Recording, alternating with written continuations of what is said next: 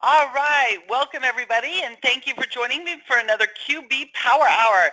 Today's topic is profitability, analyzing and advising clients. So a little bit about, this is the agenda. We're going to talk a little bit about QB Power Hour and the host. We'll go over the CPE process and ACE. And our learning objectives for today is we're going to help you learn how to analyze profitability with some key ratios and other methods like profitability by customer, product or service, class or location, how to discover how to find industry ratios that you can use as benchmark, and then also help you determine some recommendations for your client to help them improve their profitability. So a little bit about the QB Power Hour, because we always have some new people joining us. The QB Power Hour is normally every other Thursday. Occasionally we will skip a week, like right before tax season. It was supposed to be on the 13th, but we moved that to the 20th. And sometimes we will have special episodes.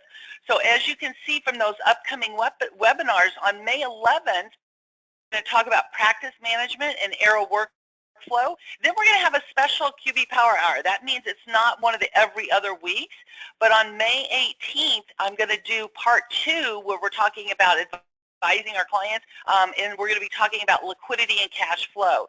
So today is profitability.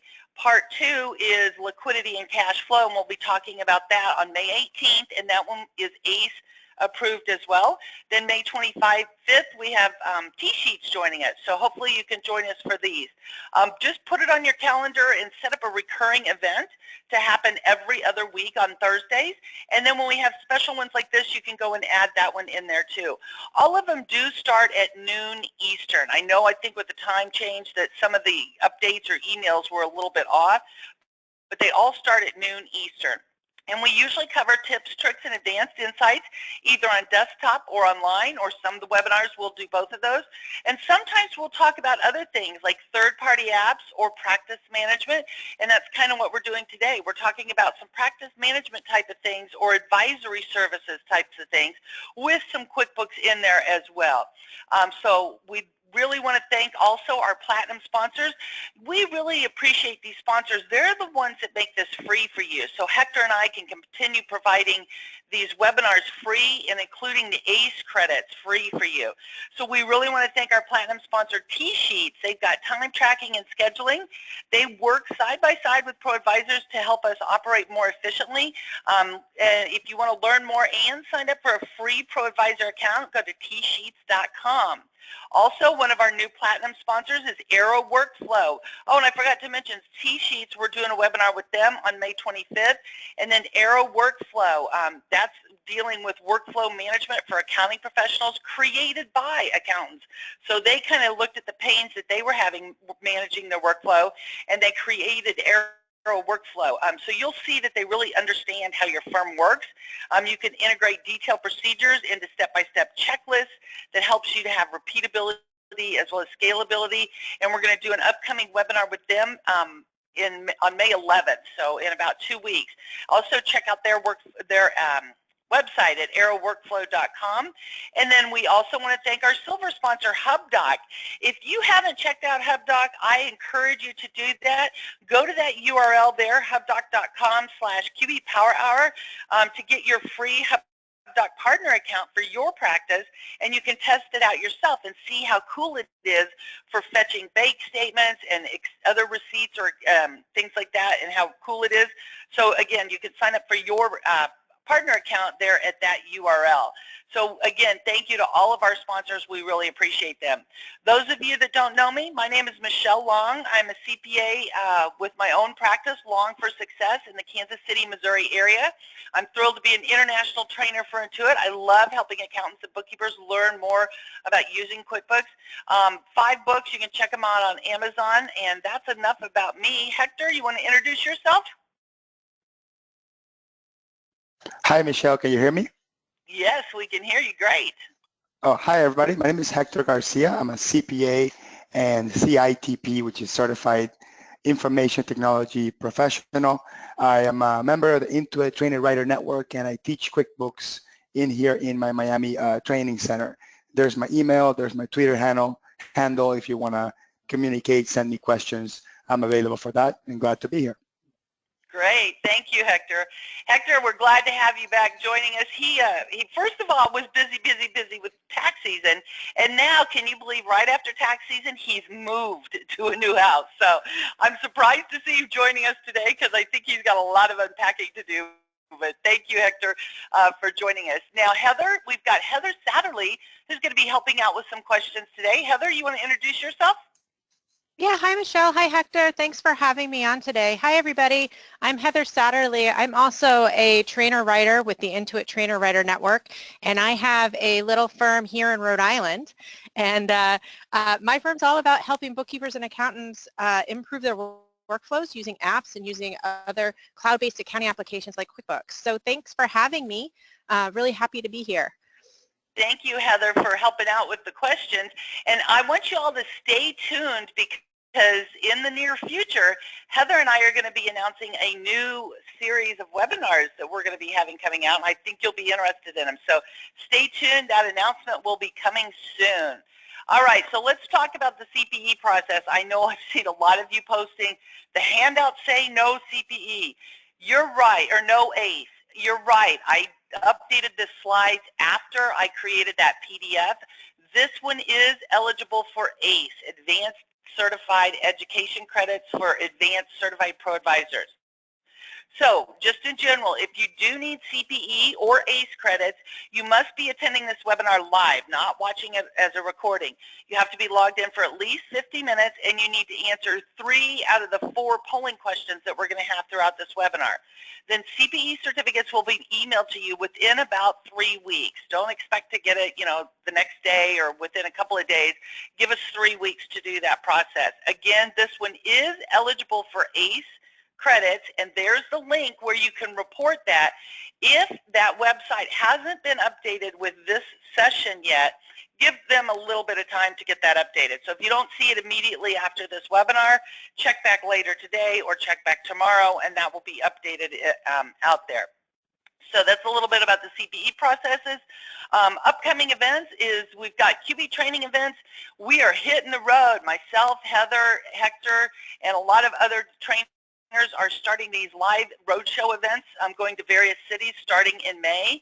So May and June, we might be coming to a city near you. Go to qbtrainingevents.com to check and see if we're going to be in your city. I know I'm going to Dallas, Long Island, Seattle, a lot of other places, so I can't remember, but check that out and see if your city's out there. Hopefully you're planning to go to Scaling New Heights, and we're going to see you down there in Orlando in about a month, I guess. If you're wanting to go to that, it's great training on Intuit products and various QuickBooks topics and things. And then also QuickBooks Connect, the best conference of all. If you can attend that, that's in San Jose in November. We'd love to see you there. All right, let's get down into the details. All right, so this topic today, we're talking about profitability and analyzing profitability and advising our clients when it comes to profitability.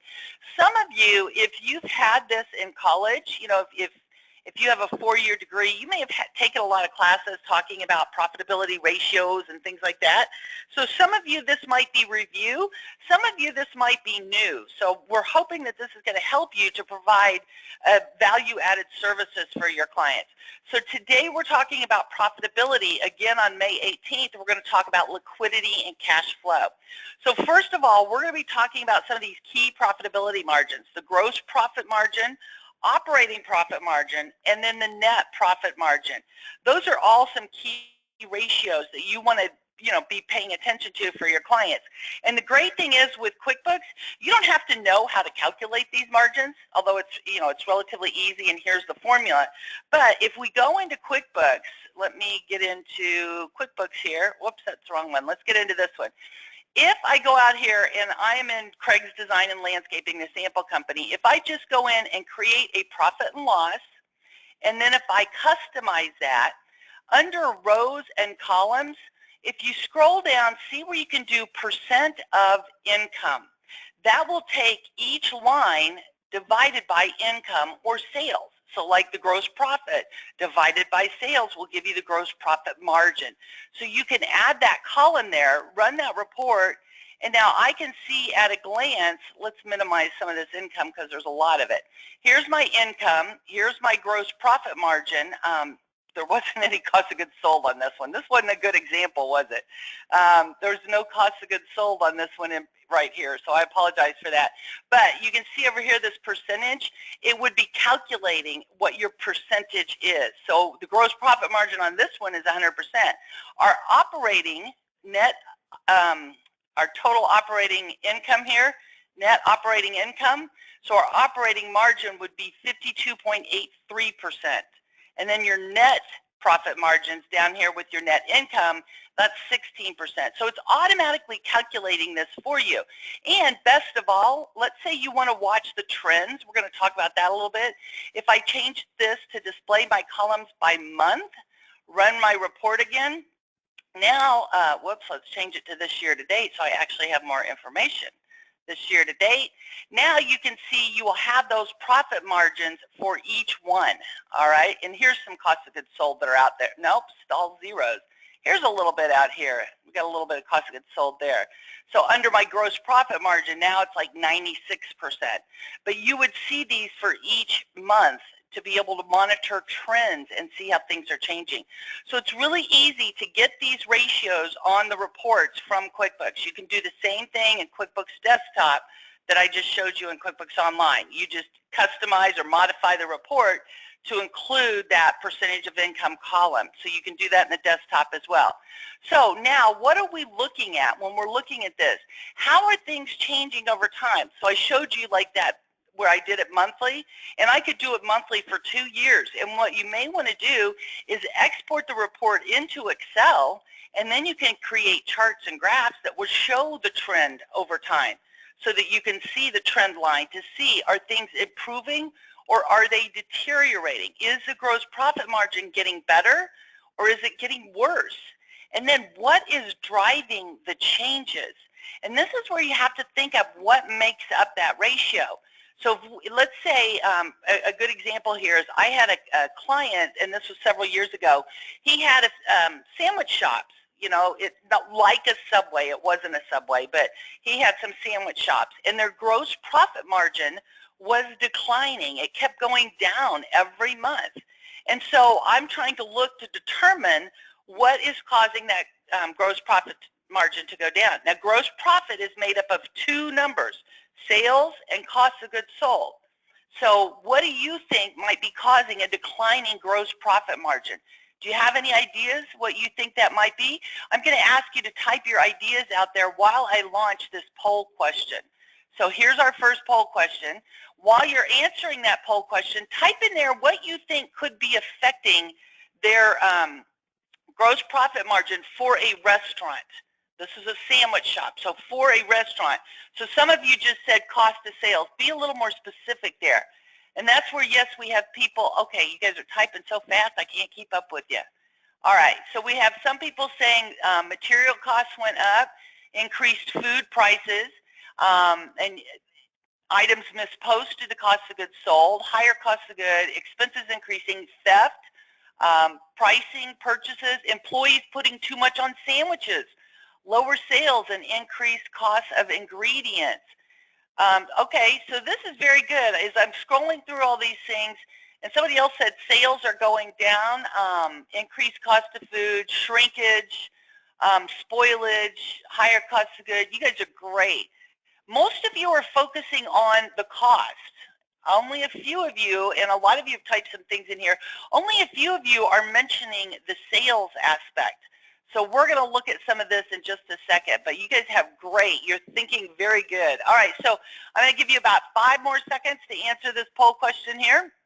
If you need CPE credit or the ACE credit or both, please answer this poll question. I'm going to give you 5, 4, 3, 2, last chance before I close it. Here we go. Closed. All right.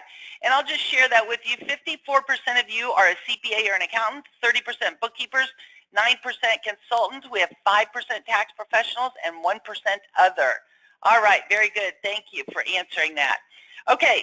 So back where we're talking about what might be changing. So this client with the sandwich shop, and had the decline in gross margin. Well, when we're looking at the gross profit margin, as I mentioned, that's made of two components here, gross profit and sales. So a lot of you focused on the cost being too high, but what about the sales? Are the sales too low? You know, if the gross profit margin is declining, let's say our cost is staying the same, that would mean our sales are declining. Maybe all the sales aren't being recorded. Maybe they're recording at a lower price that it should be, or are the prices too low? So for example, in a restaurant like the sandwich shop, not all sales are recorded. You could have some employees, their friends are coming through and they're not ringing it up, or recording a lower price item. Maybe they record a kid's meal when they got, you know, the deluxe sandwich or the extra large or whatever. So they might be recording at a lower price item. Or maybe they're just ringing up the soda and they're not ringing up the whole meal. So it could be that the sales are not all getting recorded. It could be the prices are too low.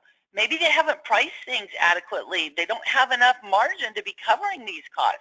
So it could be some things with sales. And if you've got problems with employees and maybe not ringing up everything or ringing it up accurately, that's why I don't know, have you ever gone into a restaurant and you see a sign where it says free lunch or $5 cash if we don't give you your receipt?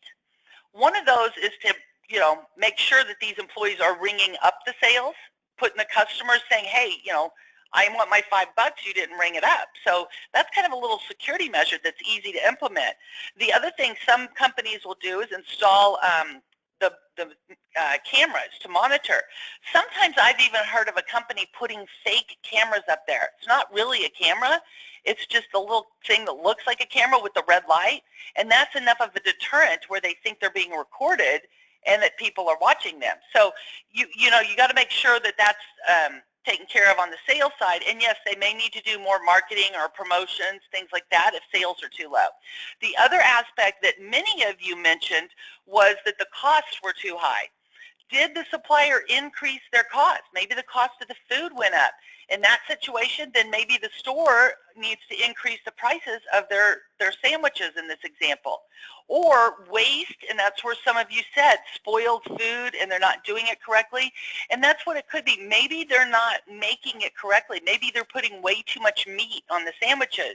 Maybe they're not putting it up like you said and there's waste. So you could have some situations there where you've got either, you know, over putting on too much, putting on too many ingredients and using too much of it, or not properly taking care of it, so they have spoilage or waste, or making the sandwich improperly. In all those situations, that would require more employee training. You know, so if the supplier did not raise their prices, you have to look for other reasons for why the cost is going up and increasing. The other thing is there could be theft. And in the situation with my client that had the sandwich shop, you know, we looked at sales. Sales looked pretty steady. You know, it didn't look like sales were declining, so they were pretty steady. The cost, you know, the supplier hadn't really increased our prices, but our cost was going up. Our food cost was going up. And this is where it was frustrating for me, because I kept telling the owner, I said, your gross profit margin's going on. It's either, you know, employee waste or spoilage or theft. There's something going on. And it took months before he would actually sit down and start investigating, because we're so busy, you know. Once he started investigating, there were some of the teenage boys taking cases of meat out the back door. So there was theft going on, and it went on for several months before it was detected because the owner was too busy. So some of these ratios can really help identify some of those problems. The other thing is then under the operating profit margin, this is where you're looking below cost of goods sold, your operating expenses. So your sales is still your income number, and then your operating expenses. And this is where you'd have to investigate, you know, again, making sure all the sales are recorded properly, but then investigating expenses. Which ones are higher compared to prior trends? For example, let's say you've got someone who's a construction client, or maybe it's HVAC or plumbers or things like that, where they have a lot of small tools. Maybe small tools expense is going up. Maybe people are taking those tools home with them and building up their own toolbox and, you know, taking some of the tools home and stealing them. So you've got to look at some of the trends on those expense accounts to see what's changing, what's increasing, and look for an answer. I had another client one time where the water expense was going up and it was higher than usual. And nobody could figure out why. And they started walking all around the office and walking, you know, everywhere. When they walked in this one location, they heard the carpet squishing, you know, like squishy, squishy. And they come to find out there was a water leak behind the wall that had been going on, and they didn't know about it until we saw the water expense was going up more than it should be. So again, monitoring these things for your clients can help alert them to problems that might come up. Then also your net profit margin, that's where you're looking at any other income or expenses that could be affecting it. So these are some things where you have to be monitoring and looking for some changes and trends and things that might be wrong. So Hi, Michelle. how do we, yeah, Hector, go ahead. Yeah, I do have some observations on that as well. And before you get into the next slides that are important, a lot of times I just want to tell you some of the lessons I've learned as a consultant. A lot of times we, as accountants and finance people, we think that the problem and the solution, it's in the numbers.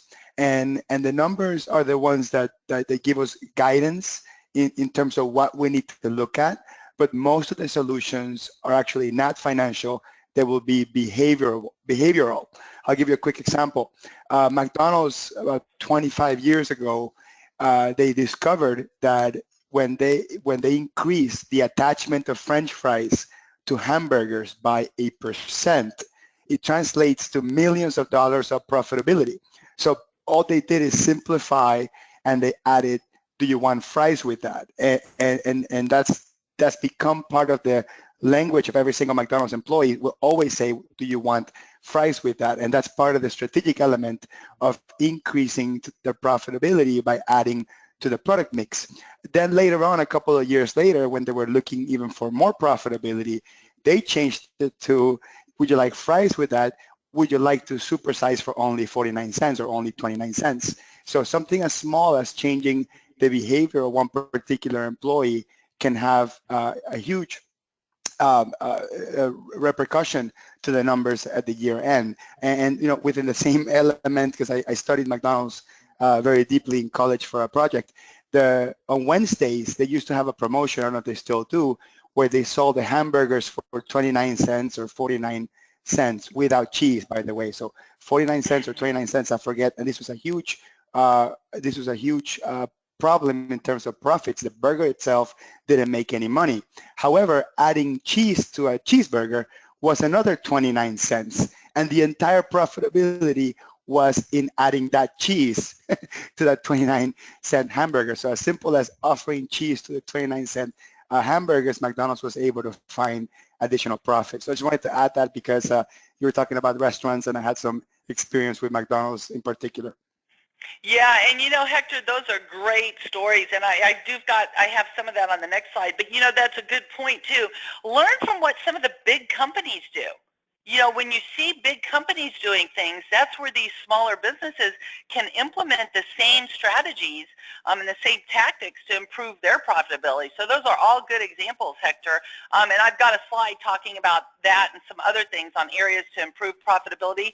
I went ahead and launched the next poll question. So I went ahead and launched this poll question here for the second one. So go ahead and answer that poll question. Oh my goodness, I want to congratulate. Christina says, sorry I'm late. I just passed the QBO advanced exam. Woohoo! Congratulations. That's awesome. And then somebody else said, good point, Hector. The fix is usually behavioral. Love this. Yes, it is. A lot of times there's behavioral issues there. All right, go ahead and answer this poll question. The faster you answer this, the faster we can move along and get into more of this content. So I'm going to give you about 10 more seconds. There's some of you that have not answered yet, so I'm going to give you 10 more seconds. Okay, you got a few seconds left. Last call on this. So 5, 4, 3, 2, you better answer quick. It's gone. Okay, let me go ahead and share those results for you. Do you currently provide advisory services to your clients? Yes, I have been for a while. It's 48%. 25% yes, just getting started. 19% of you no, just doing the bookkeeping. and then 4% are no or NA. All right, well, so for those of you just getting started or just doing the bookkeeping, this is a great opportunity for you to increase your sales and grow your business and your practice. So talking about increasing sales, they may need to do increased targeted marketing and promotion. And one of the mistakes I'll see a lot of small businesses do is they will have all these people ask them, do you want to put your ad in this thing? Do you want to put your coupon in this, mailer that goes out every month or week or whatever? And they'll just do everything that comes along. And they don't really have a marketing plan. And they're not really targeting their marketing necessarily to their target market. So increasing that in the promotions, like Hector said, having a special certain days of the weeks. And I will admit I'm on Papa Murphy's text thing, and they'll text me. And even just yesterday, they said, large cowboy pizza for only $9. I was like, oh, that sounds so good. So what did we have for dinner last night? We had pizza. So those promotions and marketing can help a lot as well. But we also need to help our clients ensure their prices are set with adequate markup. Sometimes our clients don't realize all of the expenses and the overhead and income taxes and sales, well, not sales taxes, but other taxes like property taxes, whatever. They don't realize all the costs and expenses that they need to cover, so their prices may not be adequate to provide an adequate profit margin. Then also help them upsell, like Hector was mentioning, upselling to higher priced items. Would you like the super size, like he was saying? Would you like, instead of this, would you like that? So upselling to higher priced items or larger sizes. Then also bundling and packaging things together. Hector was talking about McDonald's. They are the first ones to come out with a Happy Meal, and actually it was a marketing firm in the Kansas City area that came out with the idea of a Happy Meal. They bundled their hamburger, their fries, and the drink together in one value price, if you will. And now everybody does that. You have meals everywhere. But McDonald's was the first to actually do that. We can even do bundling. We can be bundling our services with other things like the basic monthly bookkeeping and payroll, along with profitability analysis and advising, or some of the other liquidity and cash flow. You can bundle that in with your services. Then also we want to ensure that all sales are being recorded and they're accurate. And I already mentioned some of those things to help with that, like that one restaurant that says, if you don't get a receipt, you get $5. So those are some things on the increasing of sales, and I'm sure there's other ideas. These are just a few to get you thinking, to help you talk with your client about some of these things. Then also when it comes to reducing our costs of goods sold and or our operating expenses, they may need to search for lower cost suppliers. They may have got one supplier right off the bat. They may need to now search for other suppliers that can provide the same quality but perhaps at a lower cost. Also, the ability to renegotiate the terms with the suppliers and vendors. If they just are starting out, they're not going to get very good terms from the suppliers and vendors. Once they've developed a relationship and they've been working and they've been in business for 6 months, a year, 2 years, go back and try to renegotiate those terms with the suppliers and vendors to get longer time to pay, to get lower prices and discounts, things like that. Also then consider, now I'm not saying this is a definite, but consider purchasing larger quantities for better prices or discounts. Now this is if the cash flows allows it and within reasonable quantities. Like with perishable items, obviously you can't purchase too much. But I also saw this one restaurant, he was constantly running out of some things and having somebody run to the store and buy it at the grocery store, whereas he can get it cheaper. So, maybe he's not doing an adequate job of monitoring the supplies that are on hand or the food that's on hand and what he needs, so he might need to be purchasing larger quantities. And then also larger quantities, a lot of times you may be able to get better prices or discounts. Streamlining the workflow to improve efficiency. Even in the restaurant, streamlining the workflow to make sure they're doing things properly, they're not putting too much ingredients on there, that they're not wasting or spoiling food, things like that, as well as in retail stores or any other stores where you can streamline that workflow to help improve efficiency and bring the cost down. Training those employees to minimize waste or loss, that's always very important. And then watching for employee theft. This is unfortunate, but this is the biggest loss to a lot of small businesses is actually from employee theft. So that's something you got to be careful of. And employee theft is not just taking meat out the back door like we mentioned, but not ringing up properly and giving your friends when they come in a good deal or a free meal or whatever. So employee theft can take many forms, so you have to watch for that. And then the other thing too is I've seen owners who might take some of the food home or some of the supplies or some of the inventory or whatever. The owner needs to set a good example. And if the employees see the owner doing it, then they may think it's okay to do it. So you got to talk to these owners about, you can't be doing that, you know, because then the employees might think it's okay and they might be doing that. Then also reducing or eliminating any expenses that are unnecessary. And I mentioned that because like some of the marketing or advertising expenses, small businesses may not have a targeted marketing plan and they just start spending money here and there and everywhere.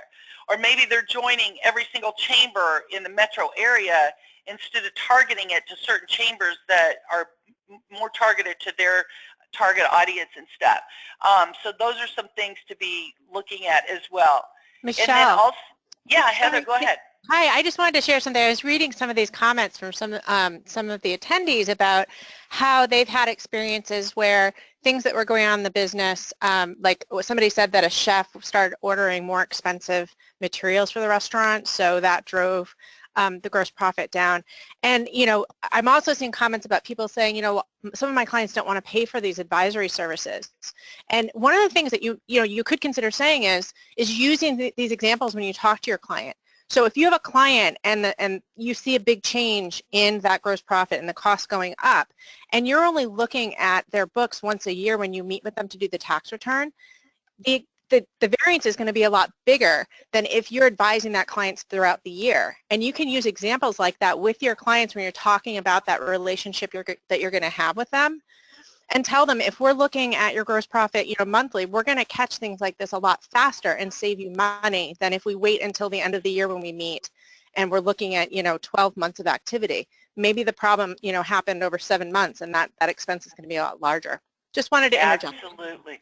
Yeah, Heather, that's a really good point. Piggyback on what Heather said.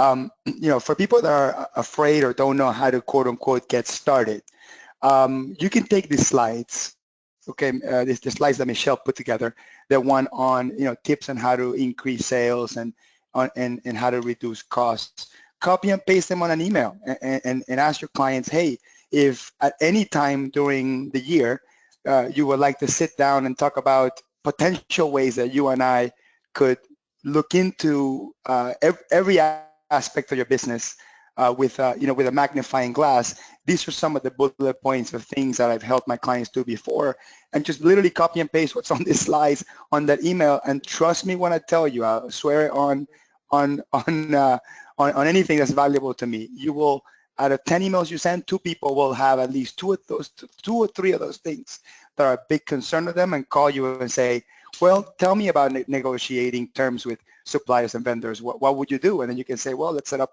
you know, a couple hours, whatever, and let's go contract by contract. Let's do some research. A lot of these things, as I mentioned before, they don't take rocket science. It's just that business owners are so busy that they don't have time to look at these things. But all of these things are real pain points for almost every business owner out there. Even myself, I'm looking at these things, at these bullet points, and there are things in here that I know that I should be looking at, but I just don't have time. And if there was a third-party person that would help me with that, that would be valuable. It doesn't take a genius. It just takes somebody that has the time to pay attention to it, and it's a third party in the whole process, not somebody with, you know, predetermined thoughts and opinions about any of these things. So there's a lot of value on somebody like yourself, like an accountant, like a consultant, just asking questions and looking at the documents and suggesting things. There's a lot of value there. Just wanted to add that to piggyback on Heather's comment.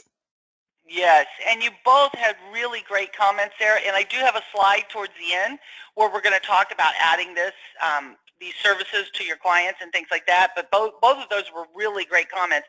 And that's why I wanted to do a webinar like this, because I think this is an area where all of us can help our clients and add additional value to our services and help them, because like Hector just said, They may know they need to work on some of this or they need to do it, but they just don't have the time to do it. So this is where we can provide a lot of value above and beyond just the bookkeeping or payroll or whatever. This is very valuable stuff for our clients. So great comments. Okay, so now let's go ahead and talk about, what is a good profit margin? What is a good operating margin? Or what about net profit margin? What is a good number? How do we know if that client is doing good or poorly? What industries might have a high margin? What industry do you guys think would have high profit margins? Okay, what industries do you think would have a high profit margin? Type that in there. What industries do you think would have a high profit margin?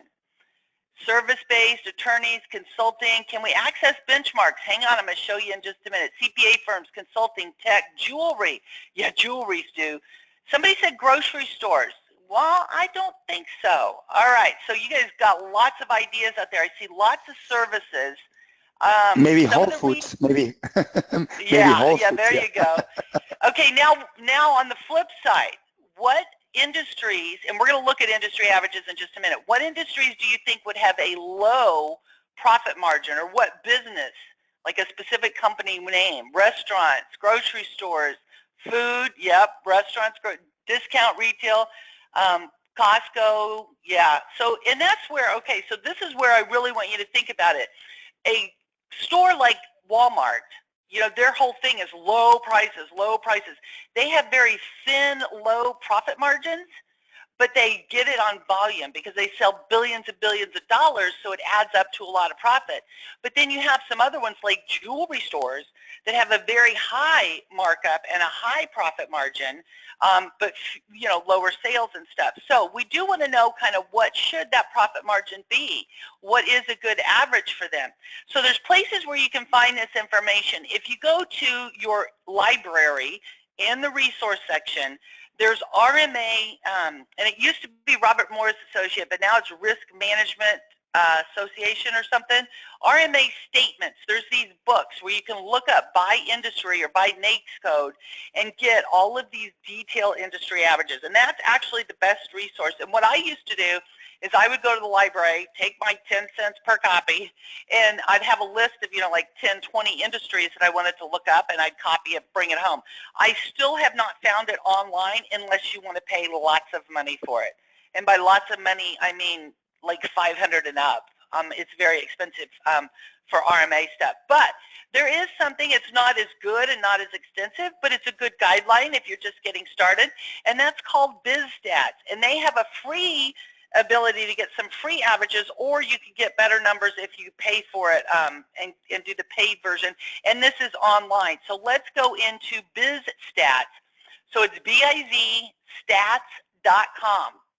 This is a free website for you to come up with some of these benchmarks so you can tell the client your gross profit margin's well below industry average, or you're above average, that's great, or your operating margin. So here where it says to search for industry financial book benchmark. So you're going to click right here, and then you choose, is it a corporation? You can see there's 251 of those, or a sole proprietor. I'm going to choose corporation.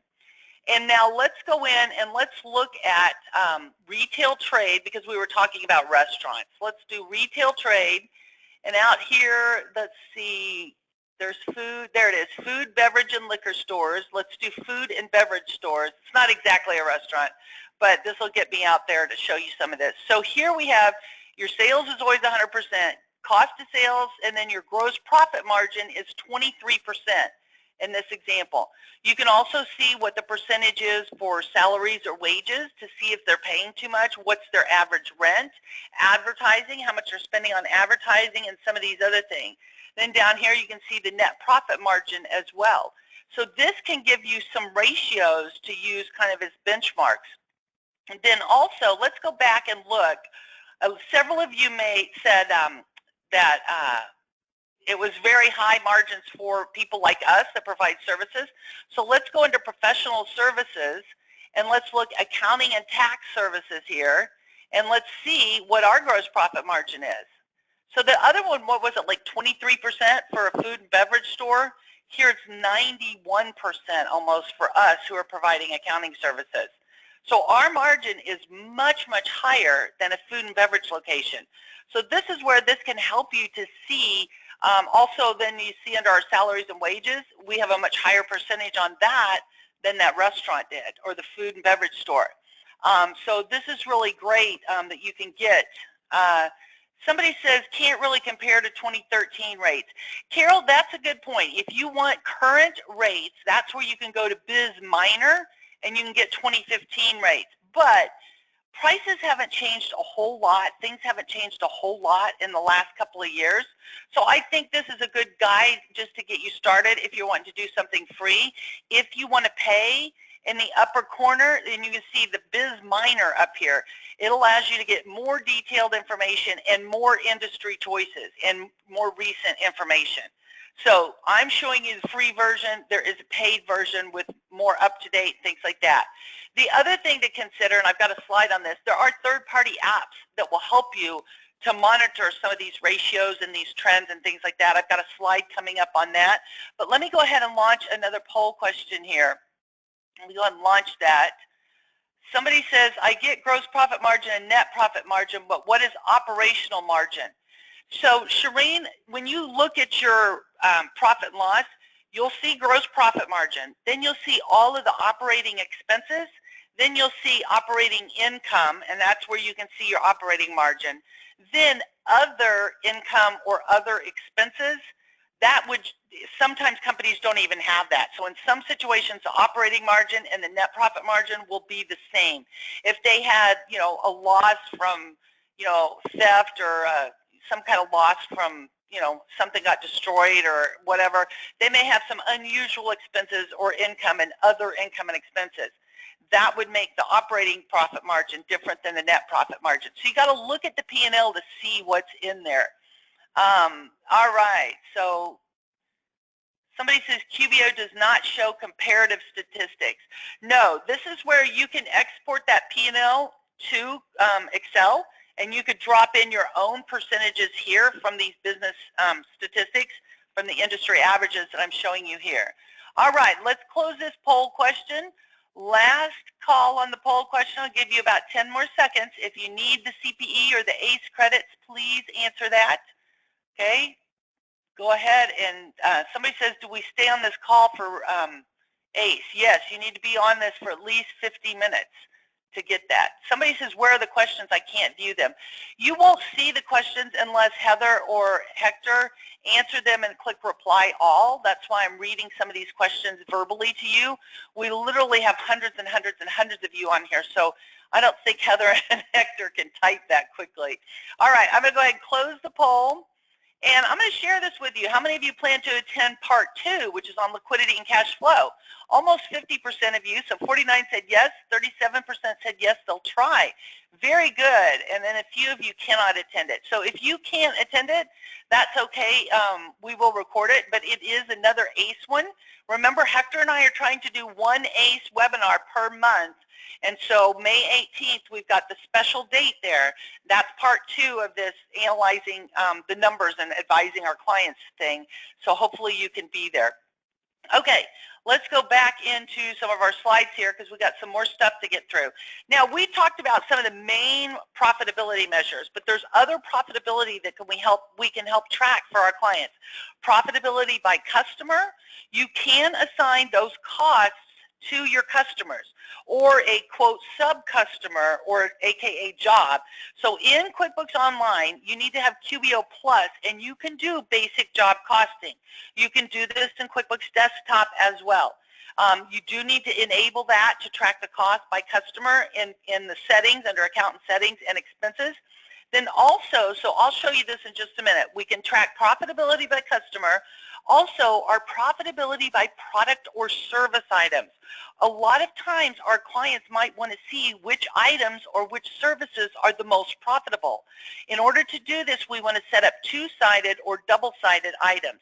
And again, that requires QBO Plus. So let me get into QuickBooks and let me show you this. So I am in QuickBooks here. When we were talking about tracking things by customer, I entered a check here recently. Here's a check. And when you're entering a check, an expense, or a bill, This is where under the account or under the items, let me go ahead and scroll down, you can assign it to a particular customer. You can make it billable or you can make it not billable. So this allows you to track those costs by customer. Also, in a minute, we're going to talk about class and location tracking. You can assign a class or a location to transactions as well. Now, I changed my location to say store. Instead of location, I have it saying store. So let's say this is going to be First Street here.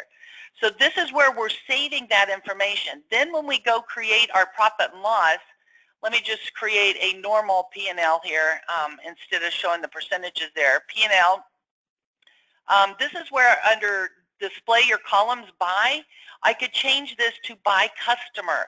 So in QuickBooks Desktop, you will find a profit and loss by job.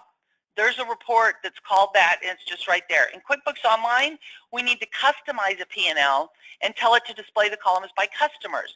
Here you can see I've got a list of my customers. Here's Amy, here's her income, and then here's, we've got a little bit of cost of goods sold, and then here's the expenses, so we can see the profitability of that job. All right, if you wanted to filter and just do it for Amy, I could come out here and filter by customer, and I could just pick Amy if that's the one I wanted to see. So you can filter it for just certain ones as well. This is how you can get your P&L by customer. We also can get a P&L by product or service item if we're setting them up as two-sided items. So under display the columns by, if you scroll down to the very bottom, see where it says by product or service? So a P&L by product or service. Now, so here's my design income. In order to see the expenses and the cost associated with those items, I need to set those up as a two-sided or a double-sided item. What does that mean? Under here, under products and services, so let's go in and design is already set up as a two-sided item. So let's go in and review that one. So here under my service item of design, if I click on edit, scroll down, you'll see here's the sales information. When I put it on an invoice or a sales receipt, where do I want the income to go to? Also when I purchase it. So in this example, we're talking about design. Maybe I pay, maybe Hector's my subcontractor and I pay Hector $50 for the design work, and then when I invoice it at $75 an hour. So this is where I might want to track my profitability by these items. So it could be a service item. It could be with Craig's Design and Landscaping, like a rock fountain. Maybe I don't carry the rock fountain in inventory, but I go buy it at the gardening store, and then I sell it to my client. So you can track the profitability by item when you're setting these things up as two-sided or double-sided items. So the two sides are the income and the expense. Then when you run that profit and loss, you can see out here, here's design, here's fountains, here's concrete. So I pay somebody for the concrete work, and then I mark it up and I sell it. Or I pay when I buy the concrete, and then I mark it up. So you can see down here the net income by product or service item. So that's another way you might want to track profitability for some of your clients. Okay, somebody says, what if the cost changes on the two-sided item? The cost comes when you pay for it. So you can put that cost in there, but the actual cost is going to come from when you're paying for it with a check, an expense, or a bill. So the actual cost comes from what you're doing that when you're paying for that. So that's something else that you might want to help your clients track profitability by some of those things. Then also with QuickBooks Desktop and Online, you can track profitability by class. You do need QBO Plus. Then also with QuickBooks Online only, you can track profitability by location. And this is a good example of where, I mentioned the sandwich shop. Let's say that sandwich shop, they have two different stores. I could track it, the profit and loss for each location, because each location has its own income and its own expenses. For classes, that's the same type of thing. Sometimes you'll have like nonprofit organizations sets up a class for like each project or each grant that they might get. So there's different ways that you can use these things. I'm going to direct you to the advanced training materials, module 2. It goes over the details about the differences between the profitability by class and the profitability by location. but let's just go ahead and look at those reports. In your report list, once you've turned those on, you will be able to see here's profit and loss by store, because instead of location, I changed the label for that. And let me show you real quickly under account and settings. Under your advanced settings, again, you need QBO Plus for this. See where it says you can track classes and you can track locations. On the locations, you can change it to be a department, a division, a location, a property, a store, or a territory.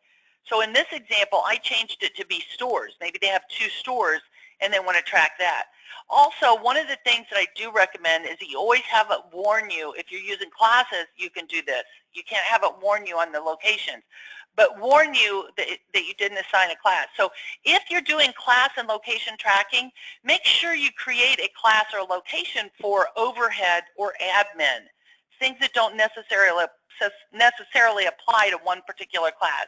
Then you will be able to get those P&L by class or P&L by location. So in here you can see P&L by store or location, and this is where I've got First Street, Main Street, and then here's not specified. We don't want that normally. We want everything to be assigned to a class or a location. I also then will see P&L by class down here under my business overview reports, P&L by class. Here I've got like north and south. I just made something up.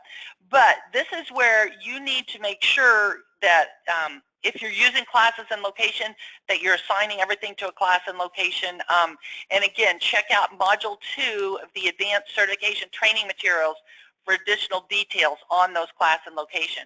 One more comment, you won't see those reports down here unless you've set up or unless you've turned on and set up a class or a location.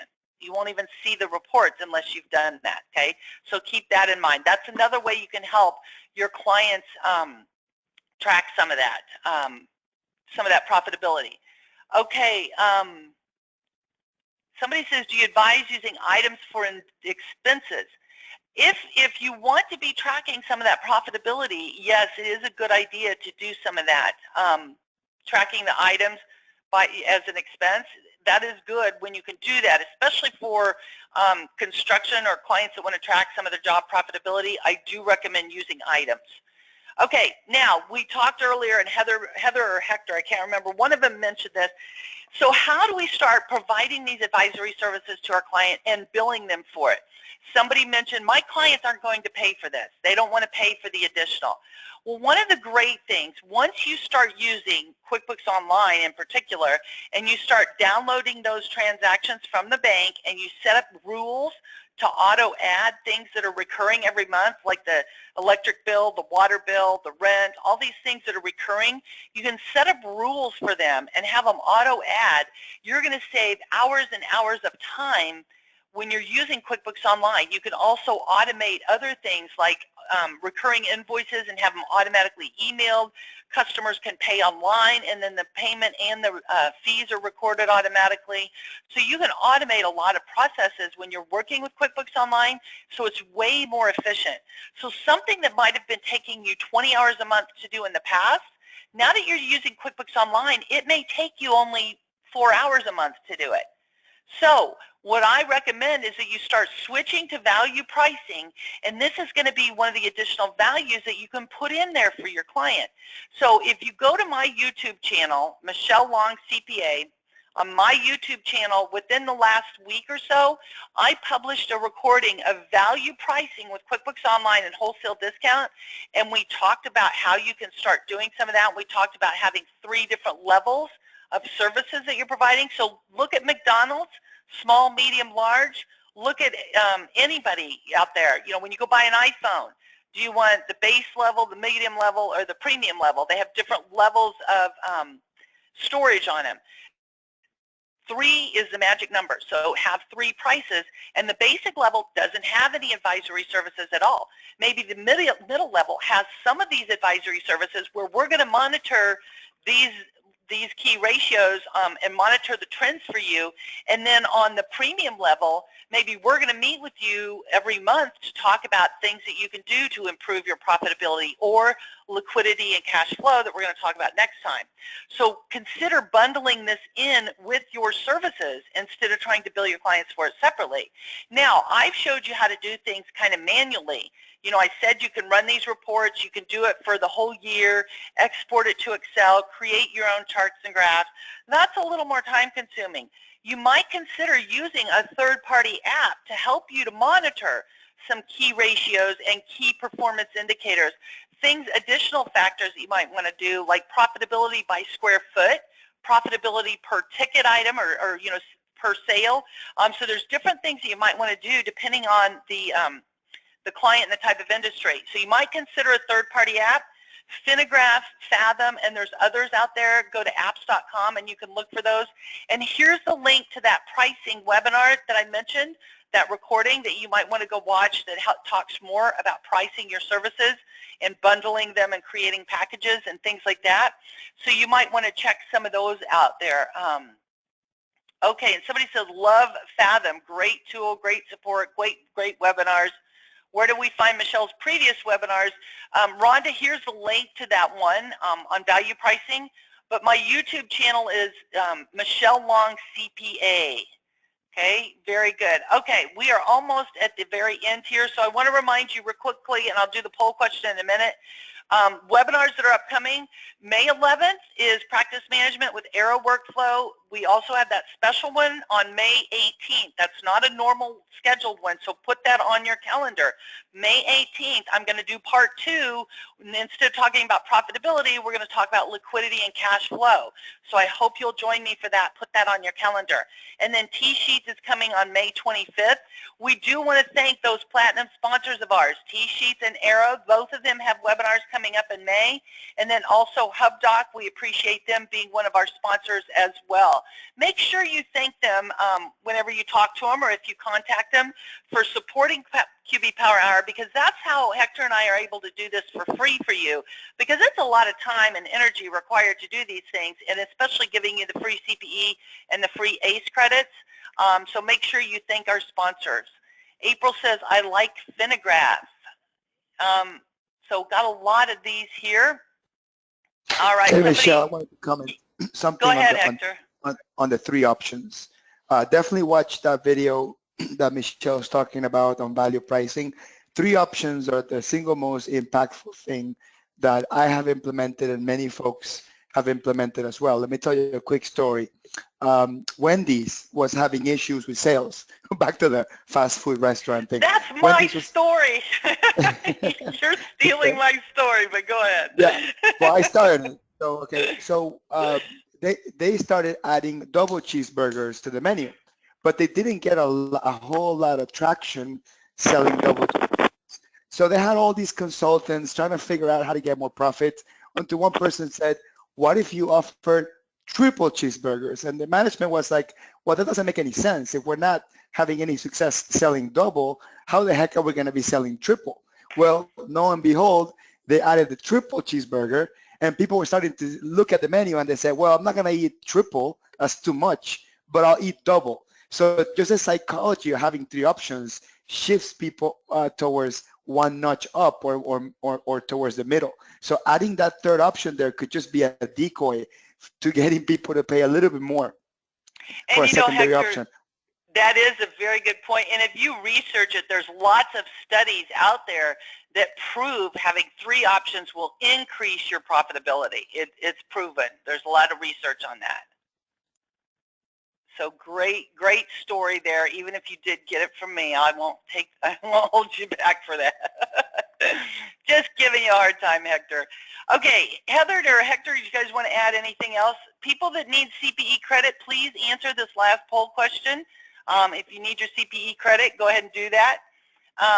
Anything else that you all want to add? I've seen there's lots of great questions. Somebody says there's 3 options in this YouTube. Yes, I did discuss that in that YouTube video on value pricing, so you might want to check that one out there. Lots of you said this was helpful, so that's good. I hope this was helpful. All right, last call on that CPE poll.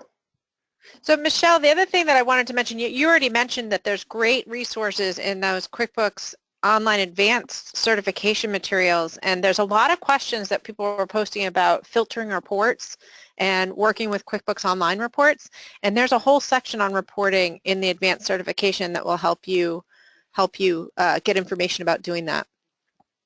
Yes, that's a very good point, Heather. Those advanced training materials are a wealth of information. Even if you're not ready to take that advanced exam, access those training materials because it's going to help you learn a lot more, like Heather just said, on the reporting aspect. I mentioned earlier the differences on class and location tracking and tracking things by customer. It's going to help you learn a lot more about special transactions, setting up beginning and opening balances, working with those downloaded transactions and the rules and everything. So a lot of good information out there. So access those training materials to help you, even if you're not ready to start working on the test. That's a great resource.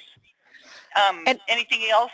Yeah, the other thing I wanted to say is a lot of people are saying, hey, we heard that the advanced certification exam is changing on May 22nd. So yeah, I mean, that's really important too. So as Michelle said, you can access the materials that are there now up until May 20, until the end of May 21st, and then there'll be new content.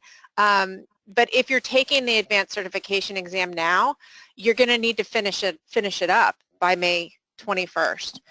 Because once the new exam's released, anything that if you finish 3 modules, you're going to lose those 3 modules and have to start over. So it's just something to keep in mind. People are asking, so I figured I'd throw that out there. Yeah, very good. And some people are asking, how do they access it? Let me just show you that quickly because somebody says the material's not there, just the exam. So when you're logged into QBOA, and if mine would refresh here and go back to my dashboard, it's all of a sudden decided it's going to be very slow. And Michelle, one thing, we still got 740 people connected, and you mentioned you were going to talk about a new webinar series you're doing with Heather. You haven't talked about that yet, so mention that as well and how to get connected to it and all that stuff. Well, I don't know we were going to announce all the details yet. We're not quite ready. Unless, Heather, are we ready? Probably not. Yeah. Just stay tuned. Heather and I got to work out all the details on the exact date that we're going to start doing it and things like that. So give us a little bit more time. But here's where you can access those advanced training materials. Under QBOA, you click on the ProAdvisor on the left navigation bar. Under the certification tab here, when you click on the name QuickBooks Online Advanced, that opens it up to show you here's those training materials. Download these supplemental PDF guides. Keep those as a resource. If you want to, go through and listen to the recordings that goes over it. And so as Heather said, these are all going to be updated and changed towards the end of May. We're doing the final testing and everything now, so it'll be launched in about a month. But you can go ahead and download these. Keep these as a reference. So that you've got that available. If anybody's joining us at Scaling New Heights, Heather and I will be presenting the advanced certification, the new materials at Scaling New Heights in June. So we'd love to have you attend our sessions there as well. But download these supplemental guides and use those to help you when you're working with QuickBooks and your clients. All right, good question. Okay, anything else that we need to add? Heather or Hector, anything you two want to add? Just thank you. Thanks for having me. I really enjoyed it. Well, Heather, thank you for taking your time out to answer questions. And Hector, thank you for joining in the midst of your unpacking and finishing up your move. We really appreciate that. And again, join on May 18th, that special webinar. Don't forget to put that on there. And stay tuned. Heather and I will be announcing some upcoming webinar series that I think many of you will like. So stay tuned. We'll be announcing those soon. And just want to thank everybody for joining me today. I hope you guys all have a great day, and see you on May 11th for the next QB Power Hour. Thanks, everybody. Have a great day.